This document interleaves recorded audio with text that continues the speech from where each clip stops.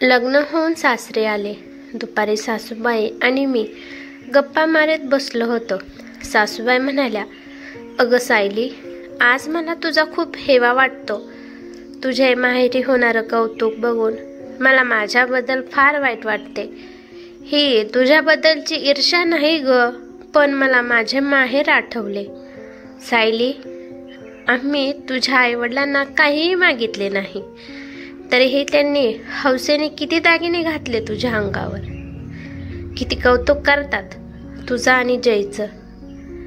माझ्या लहानपणीच माझी आई वारली, तेव्हा वडिलांनी दुसरे लग्न केले. सावत्र आई मिळाली. आईचे प्रेम म्हणजे काय असते कधी कळालेच नाही. घरची सगळी कामे मीच करायची. आईचे थोडेसे प्रेम मिळावे म्हणून किती सेवा करायची आईची, पण ती सतत माझा राग करायची.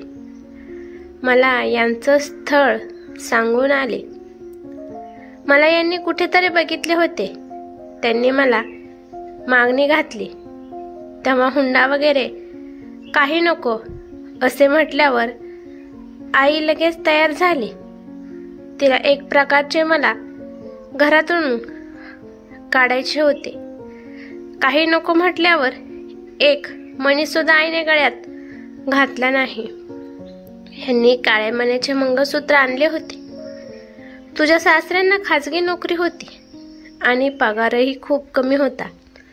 यांना खूप हौस होती ग, पण संसाराचा गाडा चालवता चालवता ते मेटाकुटीस यायचे. लग्नानंतर आमचा पहिला दिवाळी सण होता. माझे बाबा मला घ्यायलाही आले होते.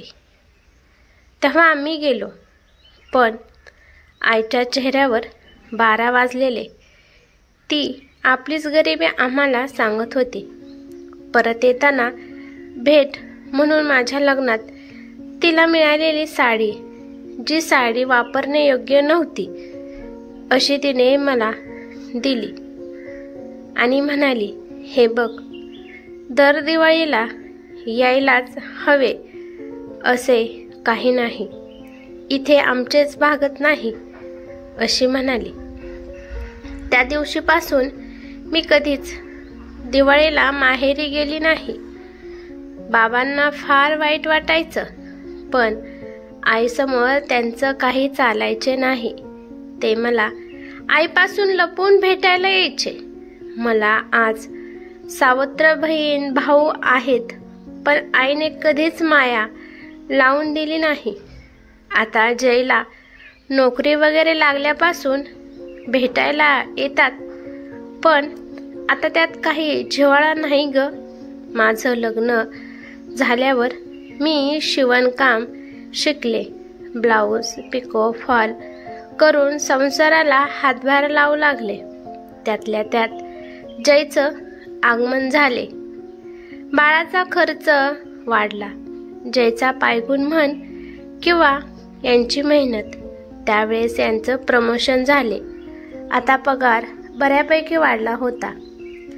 यांनी मला भिशी सुरू करायला सांगितली आणि त्या भिशीतून मी छोटंसं मंगळसूत्र केलं. त्यावेळेस आम्हा दोघांना किती आनंद झाला होता. नंतर हळूहळू कानातले, बांगड्या वगैरे हौसेने करून दिल्या. परत जयचं शिक्षण सुरू झालं. जय तसा हुशारच ग. त्याला शिक्षणासाठी फारसा खर्च आला नाही, पण फी भरणे खूप जड जायचे. अशातच एकदा जयला फी भरण्यासाठी पैसे नव्हते. मग मी माझ्या बांगड्या दिल्या.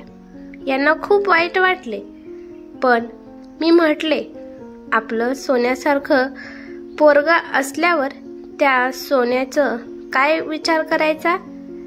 तुझे आई वडील पाहिले की असे वाटते की या जन्मी नाही तर पण पुढच्या जन्मी मला असेच आई बाबा मिळावेत. सासूबाईच्या डोळ्यातून पाणी आले. अहो आई, मी आणि जय आहे ना, आता आधीचं सगळं विसरायचे. तुझ्याकडे मी माझं मन मोकळं केलं. खूप दिवसाचं मनात साचले होते ग. सायलीला फार वाईट वाटले. सासूबाईंना माहेरचं सुख मिळाले नाही. किती वाईट वाटत असेल त्यांना. आपल्याला त्यांच्यासाठी काहीतरी करायला हवे. आपण त्यांना माहेरचं पूर्ण सुख तर नाही मिळवून देऊ शकत, पण थोडासा आनंद नक्की देण्याचा प्रयत्न करू शकतो, असे म्हणत ती स्वतःशी पुटपुटली. एक कल्पना आली आणि तिला तिच्या कल्पनेचे हसू आले. सुट्ट्या संपल्यावर सायली आणि जय पुण्याला गेले. जय एका कंपनीमध्ये इंजिनियर होता. घरी गेल्यावर सायलीने जयला आईची व्यथा सांगितली. ते ऐकून जयला फार वाईट वाटले. सायली, माझ्या आईने खूप कष्ट केले ग. मला तिला खूप सुखात ठेवायचे आहे. मला तिच्या सगळ्या इच्छा पूर्ण करायच्या आहेत. हो ना, मी पण तोच विचार करते. मला एक कल्पना सुचली आहे. आपल्या आईला माहेरचं सुख नाही मिळालं ना, आपण त्यांचे आई वडील होऊया. सायली, काय बोलतेस तू? मला कळेल का? सायली म्हणते, हे बघ, या दिवाळीला आपण आईबाबांना आपल्याकडे बोलवू आणि पहिला दिवाळी सण साजरा करतात तसा साजरा करूया. Nice idea. Thank you so much Sayali. अरे, थँक्यू का म्हणतोस?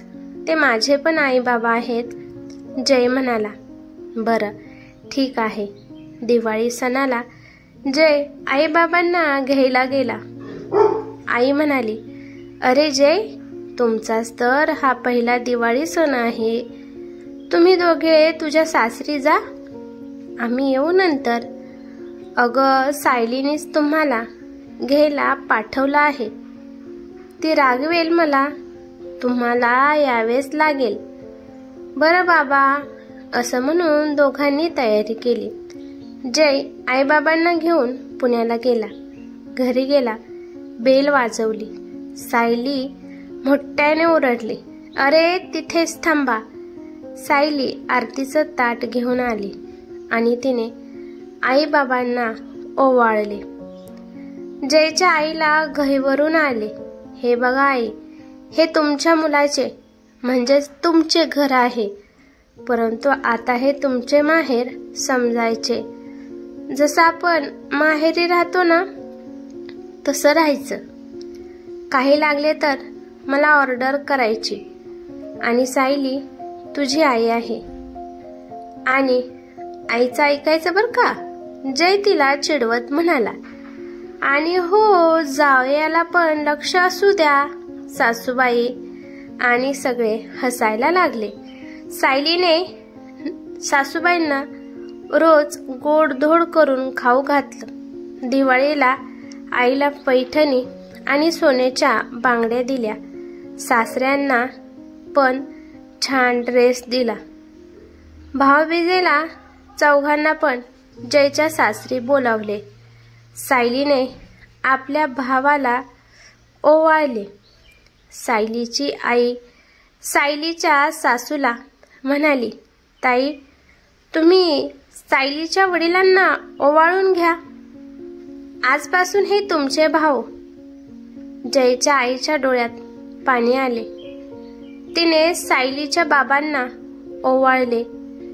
त्यांनी ओवाळणीमध्ये छानसं गिफ्ट सुद्धा दिले आणि म्हणाले, आम्ही दोघे आजपासून तुमची बहीण भाऊ आहोत ताई. जयच्या आईला आई, बाबा, भाऊ, बहीण सगळ्यांचे प्रेम मिळाले. जयची आई 8 दिवस राहिली. कधी मॉल, तर कधी हॉटेल, तर कधी चित्रपट, असं खूप फिरवलं. कधी पिझ्झा, तर कधी पाणीपुरीचा बेत केला.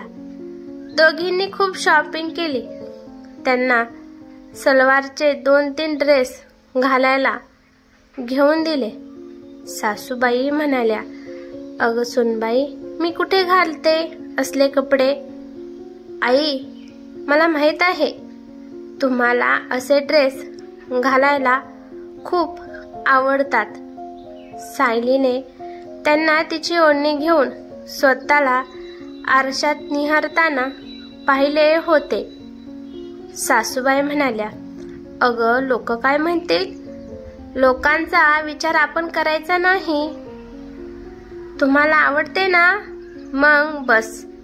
आई, तुमच्या मैत्रिणी घालतात ना असे कपडे? हो ग, तुझं बरोबर आहे. माझ्या मैत्रिणी सुद्धा नेहमी म्हणतात की तू ड्रेस का नाही वापरत? मी त्यांना म्हणते मला आवडत नाही. हे बघ, सुरुवातीला परिस्थिती नव्हती ग, आणि आता घातले तर लोक काय म्हणतील? सायलीच्या सासूबाईंनी खूप एन्जॉय केले. जायच्या आदल्या दिवशी चौघे गप्पा मारत बसले होते.